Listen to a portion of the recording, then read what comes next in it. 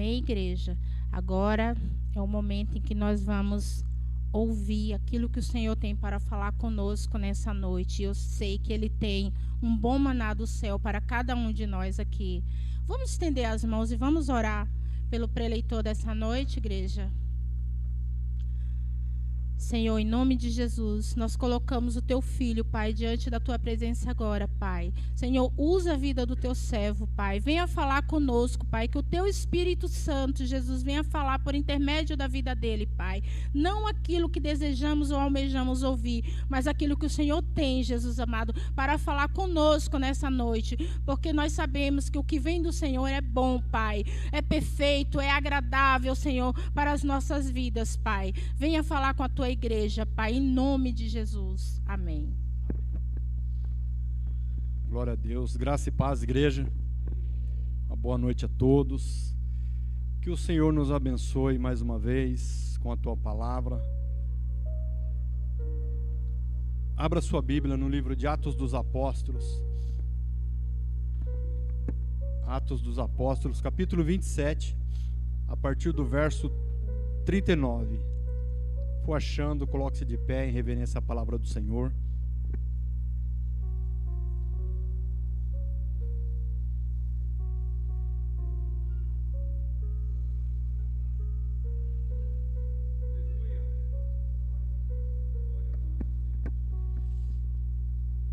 Atos dos Apóstolos 27, 39.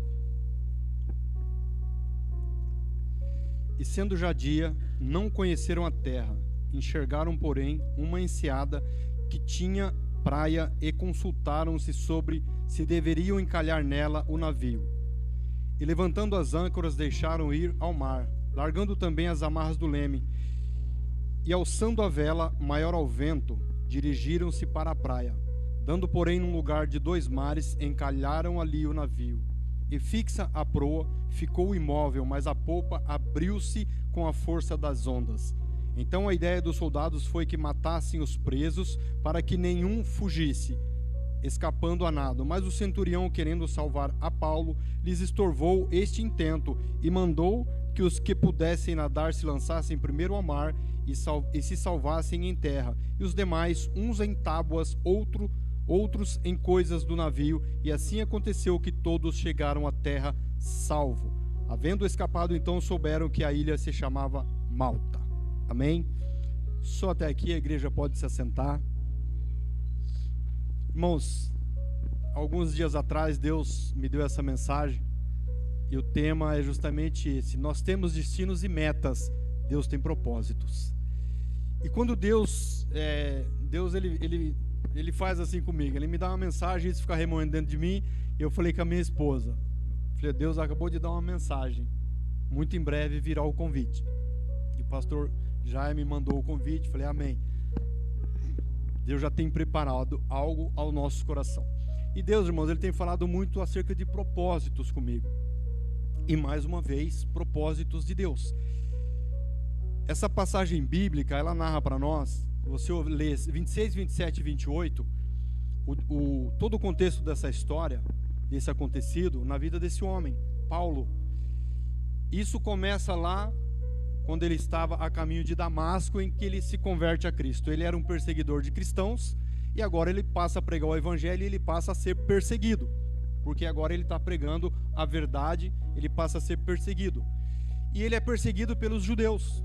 Os judeus estão perseguindo Paulo, já tentaram apedrejar ele, e foi uma tormenta danada para cima da vida dele, até que prenderam ele, levaram ele para um homem lá e falaram: prende esse homem aí porque ele comete blasfêmias, ele tem...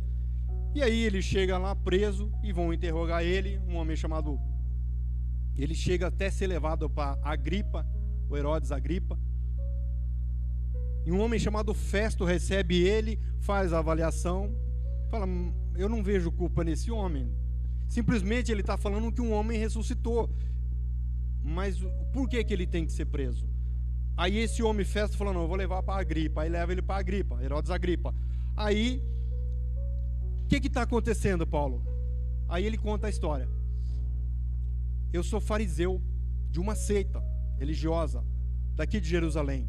Eu sou nascido judeu e eu pertenci a essa seita. Mas um certo dia, eu com a carta dos principais dos sacerdotes, eu tinha autorização para ir até Damasco, perseguir os cristãos que estavam lá, que aliás eu fiz muito disso, encarcerei alguns, e quando morria perto de mim eu dava o aval, eu dava a aprovação da morte de cristãos. Mas aí até que eu conheci a Cristo, eu tive um encontro com Ele, e hoje eu prego esse Cristo, eu falo do amor dEle, eu falo da ressurreição dEle. E o próprio Agripa, irmãos, você vai ler aqui no capítulo um pouco antes, ele vai falar para Paulo assim: Paulo, por pouco você não me persuade a se tornar um cristão. Aí ele fala: não importa se por pouco ou por muito, mas quem dera se todos ficassem como eu, tivesse um encontro com o Senhor através desta palavra.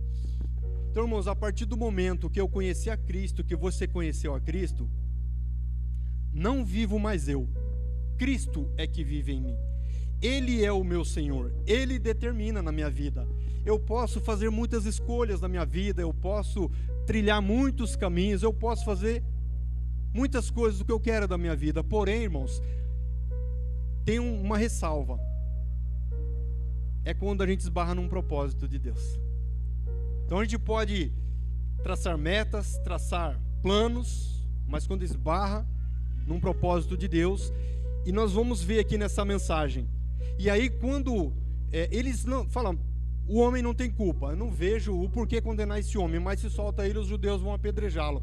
Aí o que Paulo faz? Eu apelo para César, eu vou apelar para César, eu quero ser julgado lá em Roma. Então aproveita que vai sair um barco daqui, que está indo para Roma levar prisioneiros, nós colocamos ele junto. Então aqui, irmãos, aqui começa essa trajetória. Eles tinham como meta chegar em Roma, o destino deles era em Roma, eles tinham uma rota para chegar em Roma, e eles embarcam Paulo e mais os prisioneiros, um centurião, mais o comandante do barco, eles embarcam e destino a Roma. Só que na primeira já começa a vir um vento contrário, vem aquele vento contrário, vem a tempestade, e eles temendo navegar em alto mar, aí eles começam a ir para o lado da encosta. Então o que isso mostra, irmãos, para mim e para você? Às vezes nós traçamos uma rota, um plano, e a gente vai se esforçando e alguma coisa vai nos levando ao contrário daquilo que a gente quer, daquilo que a gente pensa. Mas até então ninguém sabe de nada. Paulo também não sabia que Deus tinha um propósito. E qual era o propósito de Deus? Levar ele até a ilha de Malta. E nós vamos ver aqui que Deus operou milagres através da vida de Paulo. E eles vão navegando até que eles têm uma parada e eles entendem que aquele barco não oferece segurança, e eles trocam. Estava saindo de Alexandria um outro barco maior, então eles trocam de embarcação. Então sabe o que isso me mostra? Recursos humanos, né? Então o homem, enquanto ele pode ter recurso, ele vai fazer. E foi o que eles fizeram: troca, tira esse aqui oferece muito risco, vamos trocar de embarcação. E eles trocaram e seguiram navegando. Quando eles vão entrando no mar, o vento de novo vai levando para a encosta. Era como se Deus estivesse dizendo: eu vou levar vocês no meu propósito. Não adianta você querer remar e navegar a tua maneira ou aquilo que você tem intento de fazer. Pelo menos vai ter um momento, irmãos, que Deus vai falar com Paulo: importa que você chegue em Roma, mas por enquanto é meu propósito. Então, irmãos, é assim: quando a gente estabelece planos na nossa vida, nós podemos fazer, mas quando vai de encontro a um propósito de Deus, acabou. Eu não mando mais, eu não governo mais. O Senhor é quem vai tomar a dianteira e as rédeas. E não importa, irmãos, a forma que Deus vai usar, mas Ele vai usar para levar no propósito dEle. E a Bíblia nos garante que a vontade dEle é boa, perfeita e agradável. Ainda, irmãos, que na trajetória vem sustos, vem medo, vem insegurança, vem pavor. Deus tinha um propósito de pregar o Evangelho numa cidade chamada de Nínive. Falou: Jonas, você vai lá pregar o Evangelho, esse é o meu propósito. E ele temendo, porque os ninivitas, eles eram muito cruéis, matavam pessoas com requinte de crueldade. Ele falou: não, eu vou estabelecer uma meta, uma rota para mim. Eu vou pegar o barco no sentido contrário. Eu tenho uma meta, Jonas, a minha meta qual que é? É fugir de lá, eu não quero ir para Nínive, eu vou para Tarsis. E aí no meio do caminho vem o quê? A tempestade. Lá vem o vento contrário, até que o desfecho da história, ele é lançado no mar, um grande peixe engole e leva ele lá no propósito de Deus. No caso de Jonas, irmãos, era porque ele estava em desobediente. Eu entendo que Deus foi um pouco mais agressivo, foi um pouco mais severo. No caso de Paulo não era desobediência, simplesmente ele apelou para ir para Roma, porque ali em Jerusalém, onde ele estava, já estava difícil demais para ele. Então eu quero ir lá para Roma, ser julgado lá em Roma. E aí eles estão nessa navegação e não dá certo, troca de embarcação e não dá certo de novo. E olha só, irmãos, que interessante. Chega um momento que ele fala assim, ó, não é bom. Quando ele estava passando lá próximo da ilha de Creta, ele falou, não é bom, Paulo falando, não é bom a gente continuar essa navegação, porque corre-se um sério risco de perder o barco, perder os mantimentos e perder a nossa vida. E sabe qual o crédito que deram para a palavra dele? Nenhuma. Ele tinha razão no que estava falando? Absoluta 100%. Então o que isso mostra para mim e para você, irmãos? Quando tem um propósito de Deus batendo de frente com a minha vontade e o meu plano, a minha palavra chega uma hora que eu posso falar 100% garantindo o que eu estou falando, mas se está batendo com o propósito de Deus, ninguém vai dar ouvido para o que eu estou falando. Foi o que aconteceu com Paulo. Ele tinha razão, ele falou, gente, vai dar problema isso aqui, eu estou vendo a desgraça lá na frente. Não deram a mínima para o que ele falaram. O servo de Deus falando, o homem de Deus falando, não deram a mínima. Já aconteceu isso com você? Ou de repente está acontecendo? Você sabe que vai dar errado e vai lá e as pessoas não dão ouvido. A gente fala, meu Deus, como é que pode? Será que essas pessoas não enxergam? Mas de repente é Deus, irmãos, levando para um propósito. É Deus desviando a navegação, desviando o rumo para levar para onde Ele quer. E aí eles trocam de navio de novo. Eles trocam pela segunda vez. E aí pegam uma embarcação maior. E o que acontece? O vento é contrário de novo. Irmãos, eu não sei se você já viveu isso, mas eu já vivi. Você botar um projeto, um plano na sua vida e você vai, e acabou o primeiro recurso, você troca, pega o segundo e vai. Não, agora eu consigo. O segundo não deu certo, não, agora eu vou no terceiro. Enquanto tem recursos humanos, a gente está tentando. Até que vai chegar uma hora aqui que o barco encalhou, acabou. Acabou, não tem mais o que fazer. O barco encalhou. E agora? Agora, vamos chegar no propósito de Deus. Então, irmãos, a situação que deixa a gente meio embaraçado. Fala, mano, Deus, por quê? Por quê, Senhor? Irmãos, uma vez aconteceu um fato comigo. A minha esposa recebeu uma proposta para trabalhar lá no Rio de Janeiro. Era uma empresa que ela estava trabalhando, que tinha um plano de carreira. Ela estava fazendo faculdade de engenharia ambiental e havia um plano de carreira e convidaram ela para ir para o Rio de Janeiro. E a minha primeira palavra foi, não vou, não quero. Eu não tenho nada com o Rio de Janeiro, eu quero ficar aqui. Eu estava bem empregado numa empresa dentro do polo petroquímico. Falei, eu estou bem empregado, graças a Deus, o salário bom e não há necessidade. Eu lamento, mas eu não quero ir para o Rio de Janeiro. Ela falou, que pena, eu gostaria de ir. Falei, mas eu não quero. Aí, sabe o que acontece comigo? Eu era eletricista Force Control na época, eu tinha instalado o equipamento e eu passei horas depois e tinha algo que eu tinha instalado e estava solto. Eu fui lá e coloquei no lugar. Quando eu coloquei no lugar, ele acionou uma válvula e espirrou um produto chamado fenol e queimou meu pescoço. Por causa daquilo eu fui demitido. Eu falei, meu Deus, Senhor, não era bem isso que eu queria. Tinha até um plano aqui dentro dessa empresa, salário bom, aqui no polo, do lado da minha casa. Eu ia trabalhar de moto, nem 7 minutos, fui demitido. Aí minha esposa falou assim, olha. Eu falei, não, eu acho que Deus tem algum propósito nesse negócio. Porque estava tudo andando bem, de repente o negócio, e fui demitido. Aí eu falei para ela, se eu não conseguir emprego nesse período, a gente vai. E eu não consegui emprego, e nós fomos parar no Rio de Janeiro. Irmãos, depois que eu estive no Rio de Janeiro, eu entendi, Deus tinha um propósito comigo lá no Rio de Janeiro. E eu não fazia a menor ideia, não fazia a mínima, de que Deus me levaria num lugar com um propósito por causa de 2 vidas. Irmãos, eu cheguei a pensar, falei, Deus, tem tanto crente no Rio de Janeiro, por que o Senhor me traz lá do ABC Paulista aqui para operar? Não sei. Até hoje eu nunca tive resposta, mas que Deus usou minha vida lá para ajudar 2 pessoas. Uma, irmãos, estava à beira do divórcio. À beira do divórcio, um jovem que frequentava uma igreja, que tinha um pastor, que tinha uma liderança, mas Deus assim determinou, esse era o propósito dele. Ficamos lá de um ano, viemos embora para Santo André de novo, estou de volta. Então, irmãos, tem coisa que acontece na nossa vida que a gente fala, meu Pai do céu, o que é isso, né? Será que Deus não gosta de mim? Não sei se já passou isso pela tua... Será que Deus não gosta de mim? Meu Deus, eu já tentei, eu tento, eu faço, olha, eu luto, eu já fiz isso, fiz aquilo outro, só falta eu plantar bananeira, virar cambalhota e não vai. Então, irmãos, às vezes, a Bíblia diz que muitos são os planos dos homens, mas é Deus quem lhe dirige os passos. Todos eles ele vai dirigindo da maneira dele para chegar onde ele quer, no propósito que ele estabeleceu. Talvez depois aconteça aquilo que eu quero, mas por enquanto, primeiro É o plano de Deus. Primeiro é o propósito. E aí, irmãos, eles continuam a navegação, só que aí a Bíblia vai dizer aqui no capítulo 27 de um vento chamado Euroaquilhão. Olha o nome do vento. Euro, eu acredito que tem alguma coisa a ver com a Europa, porque já estava lá no perímetro lá. Euroaquilhão. E aí esse vento levou a embarcação para um lugar, ela encalhou. E nós lemos aqui no texto que alguém teve a brilhante ideia: vamos matar os prisioneiros, porque senão vai fugir tudo. Olha só, irmão. E Deus está no negócio, fala: não. Levanta um centurião e falou: não, nem vai matar ninguém para poupar a vida de Paulo. O servo de Deus está ali. Irmãos, olha, eu estive meditando nisso. Se Deus tinha esse propósito com Paulo lá na ilha de Malta, por que ele não falou? Por que ele não falou: Paulo, eu vou levar você na ilha de Malta e lá eu vou operar um grande milagre? Ele não poderia ter falado? Né? Não é interessante isso? Poxa, seria tão simples, né? Paulo, eu vou levar você lá, pega um navio que eu vou te levar lá. E aí, irmãos, eu fiz essa pergunta, né? Poxa, por quê, né? Mas aí Deus me fez refletir em algo, irmãos. Quando Deus vai fazer um propósito que Ele fala antes, é possível que o homem atrapalhe o propósito dele. E eu vejo isso na vida de um homem chamado Abraão. Ele chama Abraão e fala para Abraão: qual é o meu propósito contigo? Olha para as estrelas do céu, tá vendo? A tua descendência vai ser mais.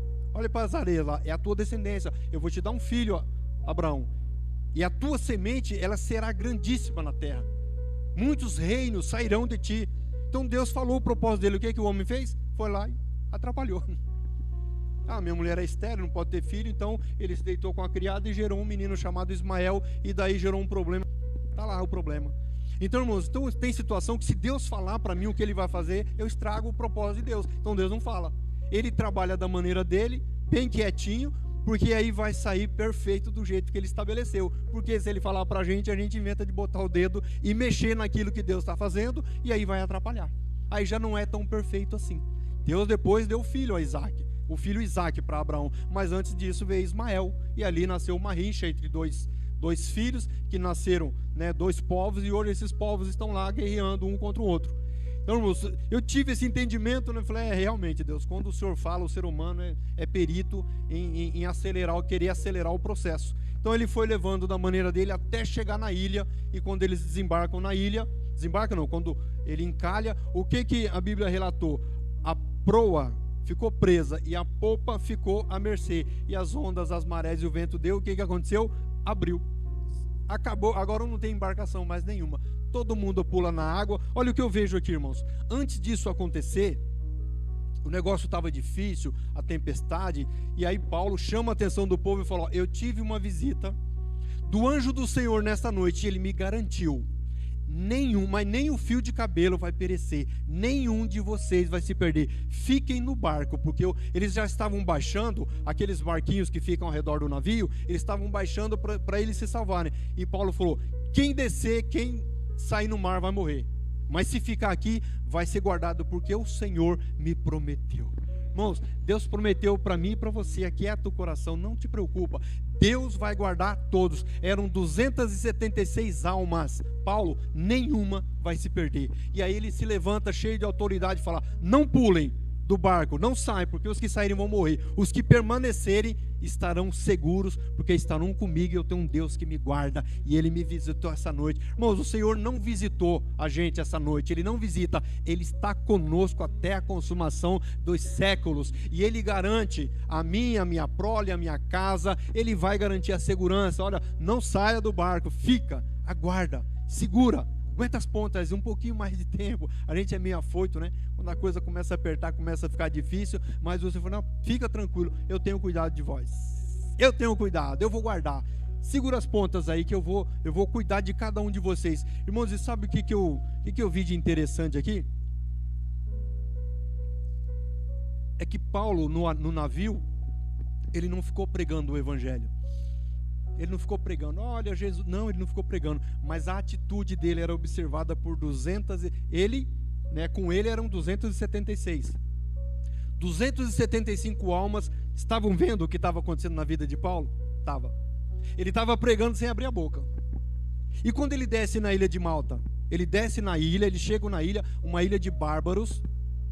Lógico, uma ilha de bárbaros, eles já chegam atemorizados. A Bíblia diz que os bárbaros receberam ele humanamente, com muita humanidade, fizeram fogueira, deram de comer, receberam eles muito bem, e aí o chefe estava doente. O que Paulo vai fazer? Ele vai lá, ora pelo chefe e cura, e as pessoas estão olhando, os presos, olha só, irmãos, que interessante.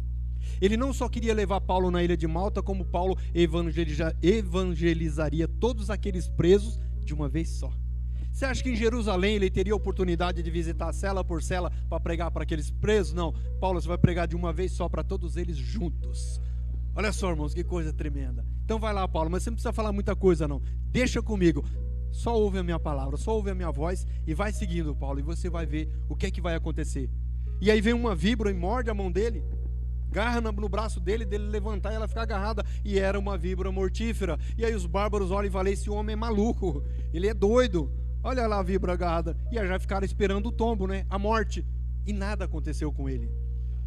Mas no que a Bíblia diz, nenhum mal te sucederá, praga nenhuma chegará à tua tenda, você vai pisar o leão, você vai pisar a serpente, não fará dano algum, até mesmo se comer algo mortífero, não lhe fará dano algum, porque eu sou o Senhor, eu estou contigo e sou eu quem te guardo. E aí olharam para Paulo e disseram, os deuses desceram na terra, achando que ele era um Deus. Não, eu não sou nada, Deus é Ele, é aquele de quem eu estou falando, o Jesus Cristo, que ressuscitou no terceiro dia, que vive e reina para todo sempre, que está no controle da minha vida, é Ele quem está operando. E ali Ele cura, ali Ele mostra o poder de Deus, e as pessoas estão olhando, estão observando a vida daquele homem. Então, irmãos, muitas vezes a gente pensa, eu queria ser eloquente, como eu gostaria de pregar o Evangelho. Não, apenas o comportamento. Então Paulo, irmãos, ele era um pregador nato, ele evangelizava, ele pregava, ele falava, mas aqui ele não fala muita coisa, até porque ninguém dava muito crédito a ele,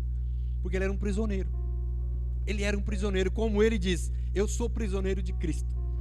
Então um prisioneiro está ali evangelizando. E depois disso, irmãos, olha que interessante, eles deram comida para Paulo e para os presos, deram comida, depois deram até embarcação e mantimento para eles chegarem em Roma. O que é isso senão uma providência divina? Por que estáis inquietos?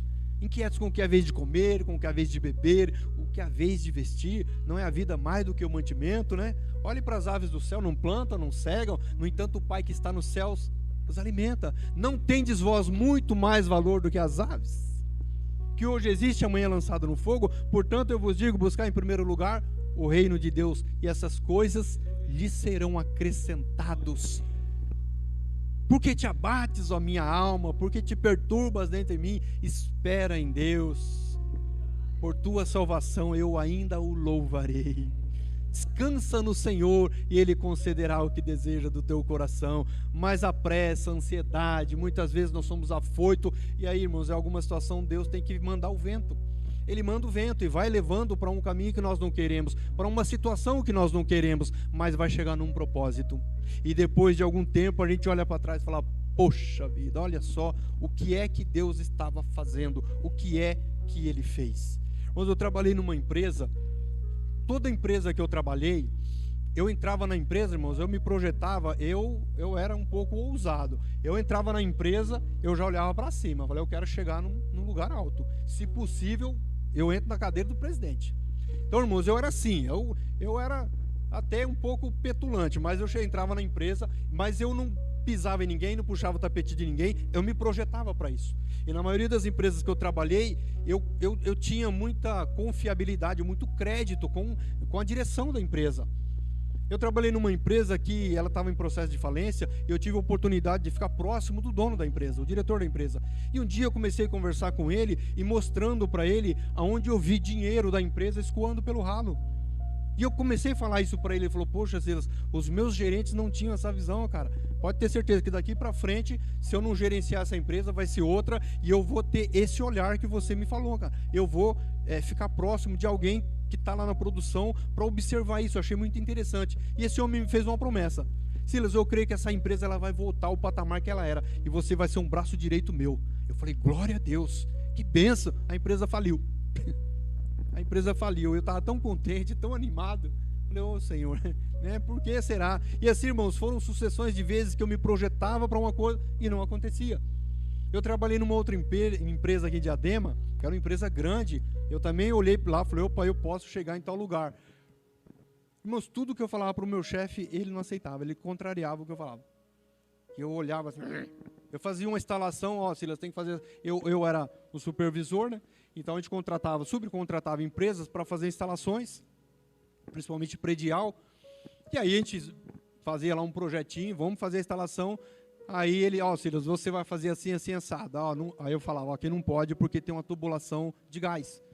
Gás e elétrica não andam juntas, tá? Tem que respeitar, tem uma norma que determina que tem que ter uma distância. Não, você vai fazer desse jeito. Eu olhava, meu pai, eu estou falando, é o que está escrito numa norma, não estou inventando história. E ele me contrariava, ele não aceitava o que eu falava. Irmãos, nessa empresa eu estive lá 8 meses. Em 8 meses eu encontrei 2 vidas que estavam precisando ser ministradas. E depois eu entendi que Deus só me levou lá com um propósito. De ministrar naquelas vidas. Não era para eu ter cargo dentro daquela empresa. Irmãos, foi um negócio assim, que eu chegava em casa e eu falava para minha esposa, que raiva que dá daquele cidadão, como é que pode? Só que depois passava o tempo, ele vinha e mandava fazer do jeito que eu tinha falado. Aí eu falo, meu Deus do céu, eu mereço um negócio desse, não é possível. Mas não era um propósito de Deus para eu ter um bom emprego, um bom salário. O propósito dele eram 2 vidas que eu encontrei lá dentro. Irmãos, e foi assim tão tremendo, de eu estar numa empresa sentado e um rapaz chegar assim, olhar para mim assim e falar assim, você é pastor? Aí eu, como é que você sabe? Ele falou, eu vi um rapaz te chamando aí. Eu falei, pela misericórdia. Ele falou, então você pode me ajudar.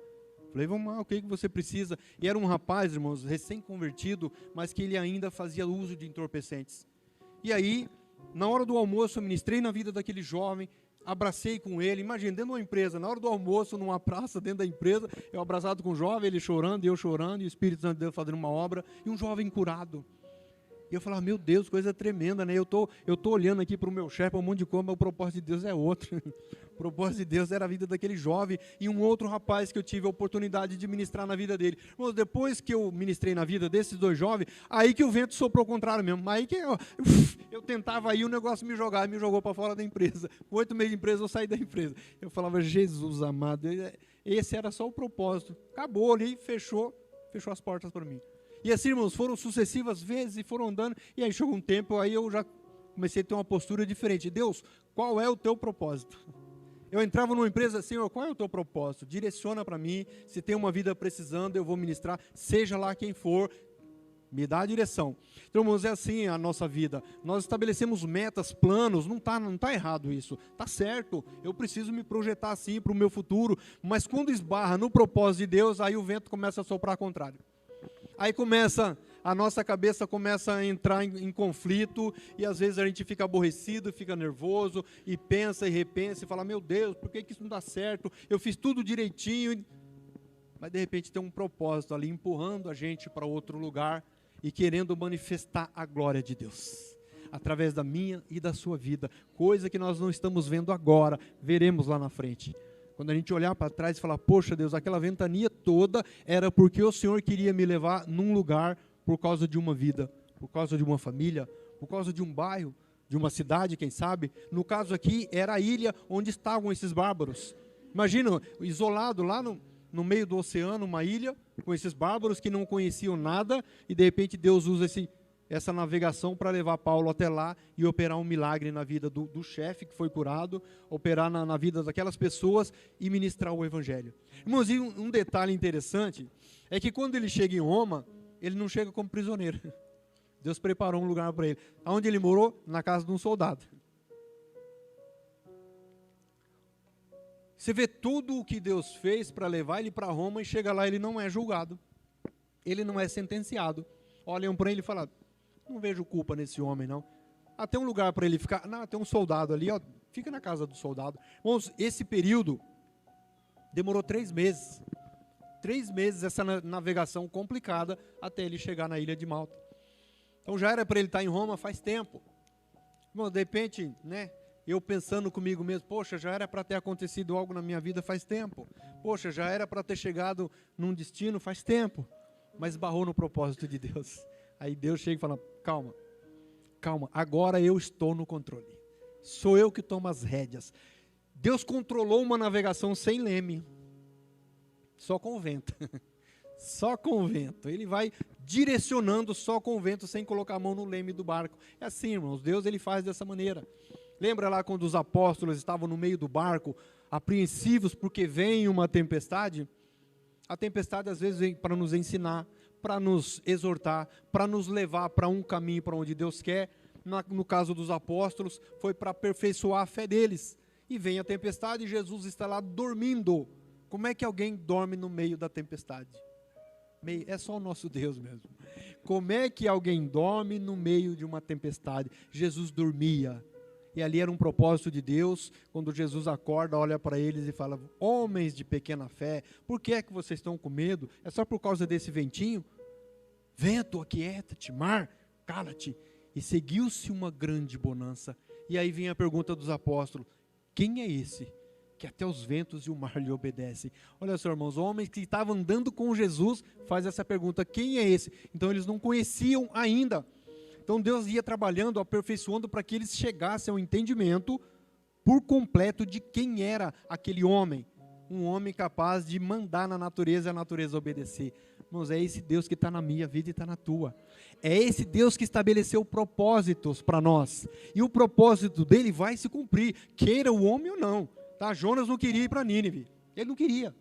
Então, irmãos, essa história de livre-arbítrio, né, a livre escolha humana, ela foi na minha vida até eu conhecer Jesus. A partir do que eu conheci Jesus, todas as coisas eu posso, mas nem tudo me convém. Nem tudo convém. Por quê? Porque agora não vivo mais eu, Cristo é que vive em mim. E se Ele vive em mim, Ele é a minha cabeça, Ele é o meu governo. É Ele que determina as coisas da minha vida. Tem tantas coisas da minha vida que eu não fiz escolha, irmão, que eu não queria que acontecesse, mas era propósito dEle e aconteceu. E daí, depois que acontece, você olha e fala: Deus é perfeito no que faz. Oh glória! Oh glória! Ele é perfeito no que faz. Ele tem os propósitos e Ele tem os meios de levar cada filho, cada servo para o seu propósito, ainda que o processo ele seja meio tenebroso, ainda irmãos, que seja meio complicado, meio difícil de entender, meio ruim de aceitar. Deus tem os meios. Teve um dia, meu netinho, olha que benção, meu netinho, alguém pensou assim: nossa, estou novo, obrigado. Já tenho netinho. Irmãos, e deu uma infecção urinária. E levou, minha nora, meu filho levou no médico, e estava lá com febre e tal, e aí fizeram os exames e constatou-se uma infecção urinária, ela estava muito grave, estava muito alta, e aí na hora já internação. E aí quando botou internação, aí meu menino já, lógico, né, um pai, uma mãe, né, de primeira viagem, pai de primeira viagem, mãe de primeira viagem, eles já ficaram tudo preocupados. Minha nora começou a chorar: não, calma, fica tranquila, Deus está no controle desse barco. Está saculejando, está tenebroso, Deus está no controle. Ninguém vai afundar, ninguém vai perecer. É o Senhor que está no controle. E aí ficou internado, irmãos, no hospital ali na Pereira Barreto. E aí houve-se um revezamento para ficar com o menino lá. Ele não tinha nem um aninho ainda. E assim, é difícil para uma mãe ver uma criança tomando picada no braço, com acesso, e às vezes a criança arranca, e de vez em quando ela ligava para nós chorando: eu não aguento ver meu filho nessa situação, porque está difícil. Calma, fica quieto o teu coração, Deus está cuidando, Deus está no controle. Irmãos, um dia tinha uma outra criança do lado, né, na quarta enfermaria, uma outra criança, por aí também um aninho e pouco, com pedra no rim. Você pode acreditar nisso? Uma criança de um aninho e pouco com pedra no rim. E a minha esposa foi que ficou mais tempo lá no hospital ajudando, né? E um dia, a outra avó estava com a outra criança, minha esposa falou: você se importa de eu fazer uma oração por essa criança? Ela falou: pelo amor de Deus, eu não aguento mais tanto sofrimento. Não aguento mais. E minha esposa pegou uma Bíblia que ela tinha deixado lá para minha nora, leu um texto bíblico, foi lá e orou pela criança. Ela veio embora e minha nora assumiu o posto. Quando foi de noite, ela liga: você não vai acreditar, a criança foi fazer exame e não tem mais pedra no rim. Falei: glória a Deus. O processo foi doloroso? Foi. Ver o netinho naquela situação foi difícil, mas o propósito de Deus foi que foi maravilhoso. Saber que a criança e o médico tira a radiografia e faz exames. Olha, o que aconteceu com essa criança? Que ela não tem mais pedra no rim. Pois é, teve uma pessoa que orou por ela aqui. Olha aí, irmãos, quantas Paulas, né, vou usar esse termo, tem aqui hoje, irmãos. Irmãos, Deus vai levar para cumprir um propósito, Ele vai levar para aperfeiçoar a nossa fé, Ele vai fazer milagres acontecer através da nossa vida. Ainda que o caminho, ainda que o jeito que ele vai levar possa ser na base da ventania, pode ser na base do temporal, na base da tormenta, mas ele vai fazer o milagre acontecer. E o nome dele vai ser glorificado. É fato, irmãos, que olhar para a minha vida enquanto eu estou na tormenta, eu sei que é difícil. Irmãos, quantas noites eu passei de choro, de lamento, de tristeza, falando, meu Deus, por que isso, por que aquilo outro, Senhor, tem compaixão de mim. Mas quando vem o resultado, irmãos, quando vem o fim vai justificar os meios. Aí quando nós olhamos, falamos, poxa Deus, por que eu resmunguei tanto?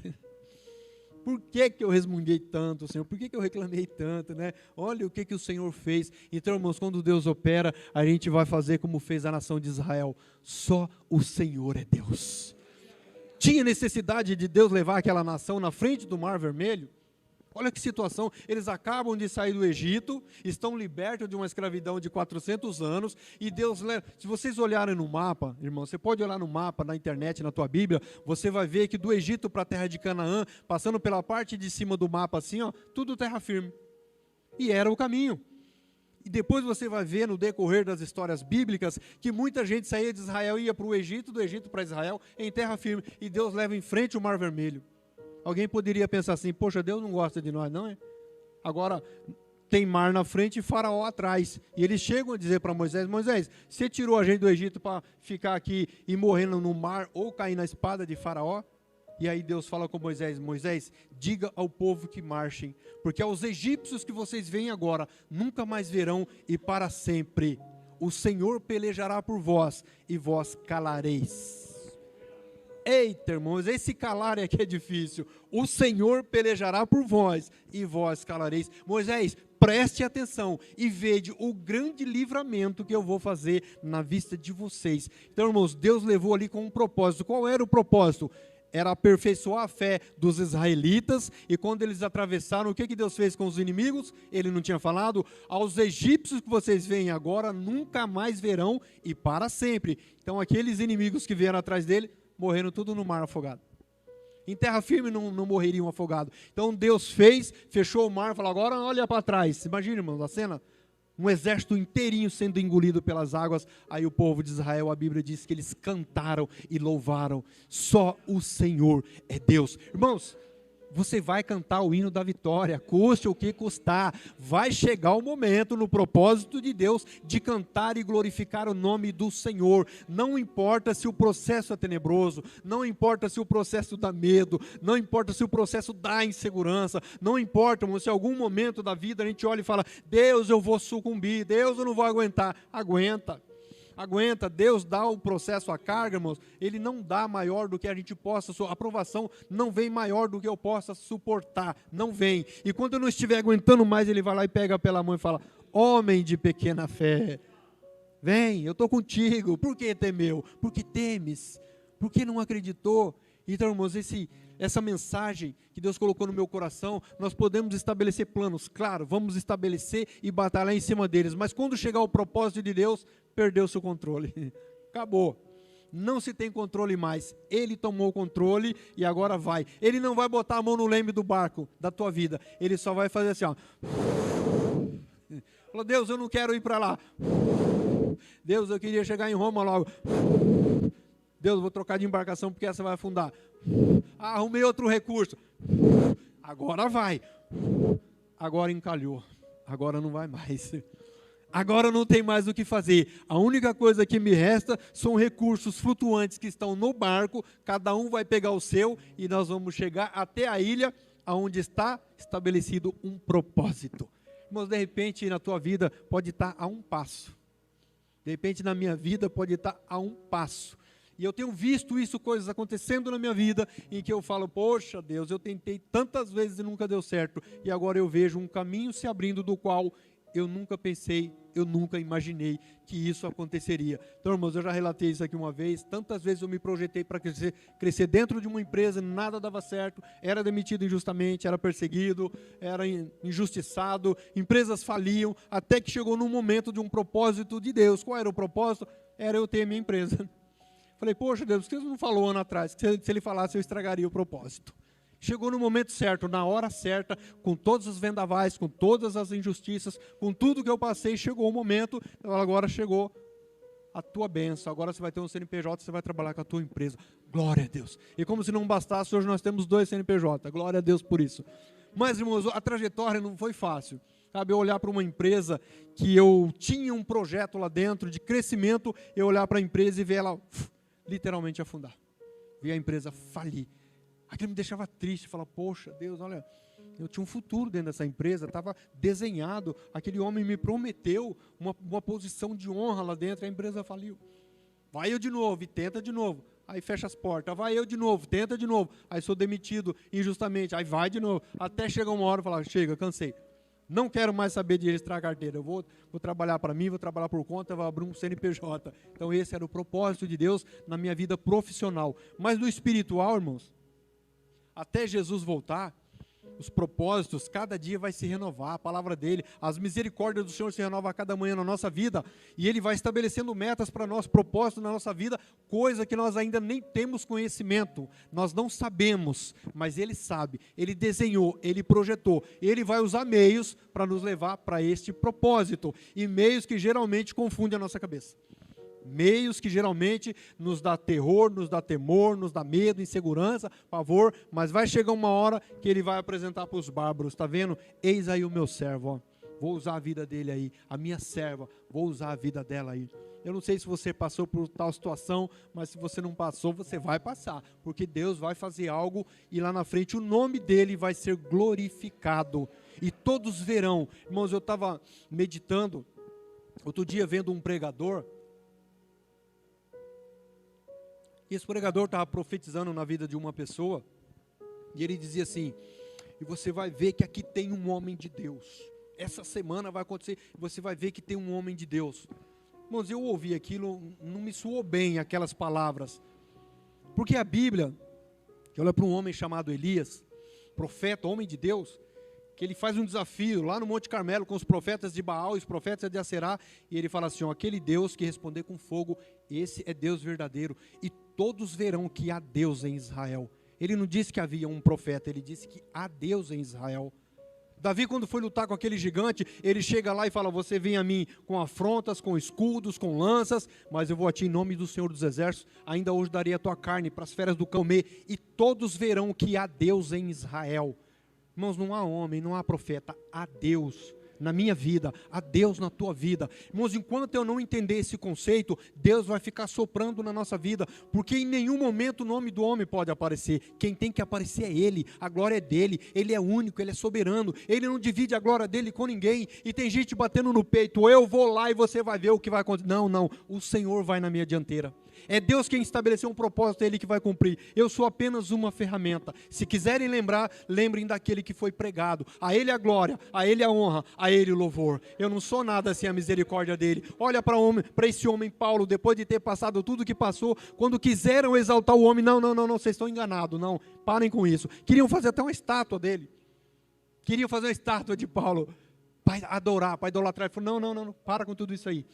É Ele, é dEle, por Ele e para Ele todas as coisas. Amém, amados? Que Deus nos abençoe. Fiquemos com esta palavra.